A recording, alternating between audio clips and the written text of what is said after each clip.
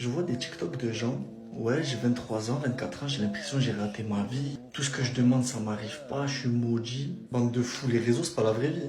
Arrêtez de vous faire influencer parce que vous voyez un mec, il a 24 ans, il a RS3, il est sapé en... Ce qui est le plus triste encore, au-delà du fait que les réseaux, c'est pas la vraie vie, c'est de remarquer que la plupart des personnes, même de notre communauté, parmi les plus jeunes, sont tombées dans le piège de Shaitan, qui est la norme dans l'Occident de vous faire croire que la réussite, elle se trouve dans ce bas monde. Toi qui regardes telle personne qui a soi-disant réussi de manière mondaine, qui a des grosses voitures, qui a beaucoup d'argent, et ne vaut rien face à celui qui se lève pour aller faire ses ablutions, et pour aller ne serait-ce que prier les 2 rak'at qu'il y a avant le fajr, même pas le fajr. Qu'en est-il de celui du coup qui va se lever, ne serait-ce qu'aller prier le fajr pour le frère à la mosquée, mais tu as plus réussi en quelques unités de prière que lui pourrait réussir mondainement dans toute sa vie.